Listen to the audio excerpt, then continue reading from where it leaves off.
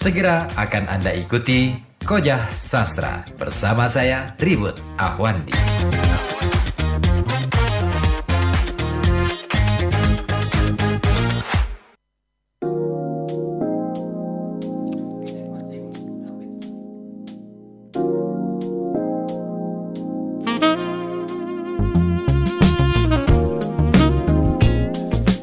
Ya, masuk ke segmen terakhir sebelum kamera HP jomplang lagi ya.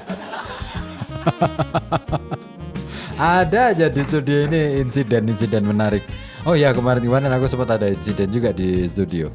Jadi lagi live streaming gitu kan pakai Facebook gitu. Malam-malam gitu. Ada keludak.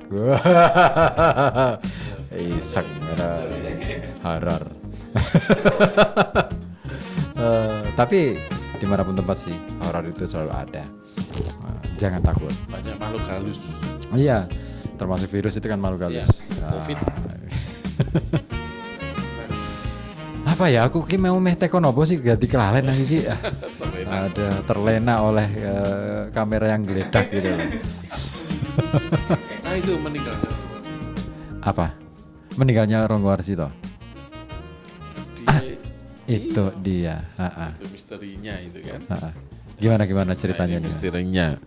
Lagi kan mau closing ya. Nah, jadi ini yang menarik dari Ronggo Warsito ini, Raden Ngabei Ronggo Warsito ini, beliau di akhir hayatnya konon sudah bisa, menurut pengertian kebanyakan orang meramalkan kapan beliau mau meninggal. Dan itu ditulis di Sabdo Jati dalam kitabnya Sabdo Jati. Ini saya kutipkan ya. Amung kurang 8 ari kadulu. Tamating pati-patitis wis katon ning lobi ning Lauhil Mahfud. Antaraning luhur selaning taun jimakir tolohu madyaning janggur. Sengara winduning pati netepi ngumpul saenggon. Artinya, ini kurang lebih ya. Itu amung tinggal kurang 8 hari sudah terlihat masa. Ini waktu beliau nulis ini. Bahwa beliau akan meninggal di tanggal 5 Dzulkaidah tahun 1802 Hijriah atau 24 Desember 1873 hari Rabu Pon. Jadi beliau sudah sampaikan kematianku itu nanti di hari ini, tanggal ini, itu tadi tahun ini gitu loh. Madyaning jagur. Jadi winduning pati. Jadi di tahun itulah, di tanggal dan bulan tahun itu tuh beliau sudah tahu. Nah ini menjadi rahasia, sempat terjadi polemik di Surakarta. Konon ini ada yang mengatakan bahwa sesungguhnya ini Raden Ngabei Ronggo Warsito yang cenderung vokal terhadap ini dengan di zamannya ya, dengan bahasa karya sastranya banyak mengkritik situasi dan kondisi itu dikatakan menentang Belanda. Maka Belanda tidak berkenan sehingga memerintahkan sang raja untuk menghukum mati. Makanya diketahui kapan tanggal matinya. Tapi ini dirahasiakan ke publik supaya karena Raden Ngabei Ronggo Warsito adalah seorang public figure sehingga nggak mungkin terang-terangan disampaikan.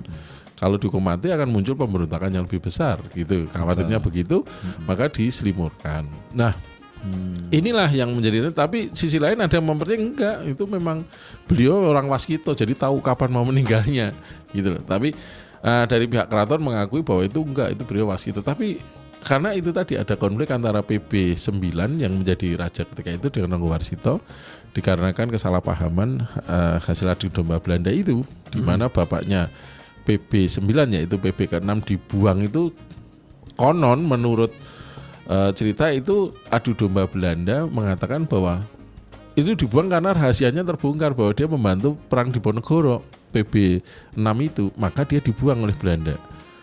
Jadi bantu perang Diponegoro gitu loh.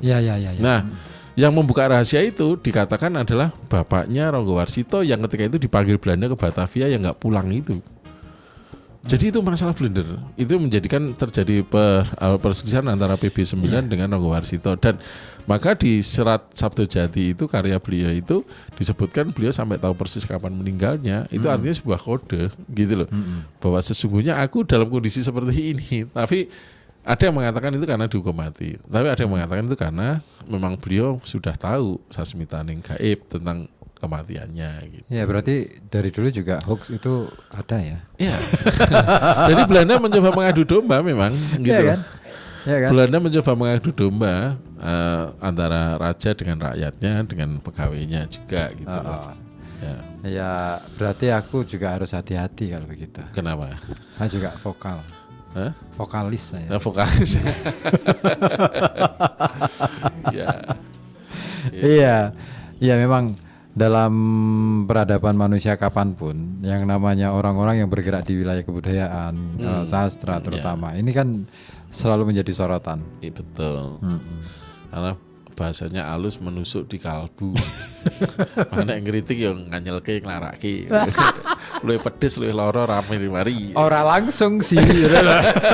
Lek sakitnya tuh di sini rata-rata. Tapi wah, kuwi ora mung nyelentik ngono iki lho. Lah iya. Wah, langsung nunjep-nunjep kuwi. Wah, itu. Tatune ra ono njaba. Tatu Njaba utuh jero remuk.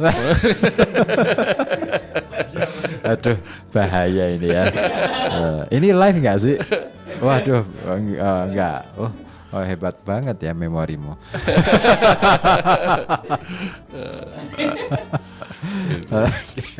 Oke, sesi terakhir. Ini sudah menit ke-56. Harapan bukan. Kok koyone opo ya harapan? Saya ingin ngerti respon jenengan dengan acara Koja Sastra seperti yang kita lakukan ini. Ya ini asik, asik sebagai sebuah kancah atau media kita untuk menggali nilai-nilai kehidupan dari karya sastra dari zaman ke zaman dengan berbagai multidimensinya gitu. Dan ini bisa di follow up nanti di darat. Harus. Iya. Makanya saya berharap kan mumpung RKB itu punya lapangan di depan ini. Iya. Kita manfaatin aja. Siap. Nanti kita lobby dengan direkturnya. Direkturnya mana? Direkturnya? Direktur Dirops kan. Nah, di belakang. Oh ya. Kan bisa lah. Oke, siap. Tak pinjem ya. Pinjem loh, bukan nyewa loh. Ya, acara Koja Iya, Sastra. perlu acara Koja Sastra juga perlu. Kadangkala kita menghadirkan banyak orang. Betul. Bukan berkerumun lah ya, menghadirkan banyak orang. Iya, teko dewi-dewi. Betul. Kalau berkerumun itu belum tentu menghadirkan. Iya. Banyak orang iya, tapi mereka belum tentu hadir. Iya. Iya kan? Paham ya? Iya. Ya harapannya begitu supaya gerakan sastra tidak hanya menjadi sesuatu yang asing, tidak menjadi sesuatu yang aneh. Jadi seolah-olah nek sastra itu kudu gondrong ira kudu. Ya. Ning sing jenengan belum pahami tak kira iki ya. Jenengan nanti ra ono sastra Cindra, ono sastra Cetha. Oh iya. Itu kudune digaji udah digali udah ya. Tapi nek medeni nek sastra Cindra dikaji. Karena nanti seperti yang terjadi sama Resi Wisrawa. Lahirnya realitas itu kan dari dualisme ya. Oh, tergantung situasi kondisi ya. Iya, Wisrawa yang tokoh suci kan. Dia kan seorang resi. Dia aja begitu medar Sastra Cindra malah justru akhirnya kan wah terperosok juga dia. Sebenarnya yang terperosok karo ora itu kan itu hukum alam. Betul. Gitu. Dia tinggal kuat apa ora lah. Iya. Wong dia memang latarane kuwi ya piye jan. Nek ora kuwi ora dadi lakon. Nek ora ngono ya ora ono Rahwana. Lah iya ora dadi lakon. Dan tidak ada peran Naroda untuk menjelaskan kenapa Rahwana itu harus ada. Agel lagi. Rame. Oke, matur nuwun untuk Mas Agus Sulistyo sudah hadir di acara Koja Sastra. Teman-teman di Kopira juga matur nuwun. Mas Didin dari Majelis Ma'iyah Suluk Pesisiran juga matur nuwun. Ditunggu juga teman-teman yang lain ikut hadir. Kebayaan. Iya, kebayaan gini udah ya. Kentir nek kuwi. Oke. Diucapkan terima kasih. Koja Sastra harus selesai dan saya masih akan bersama Anda sampai pukul 12 malam nanti. Wah, tugas berat men. Oke, terima kasih matur nuwun.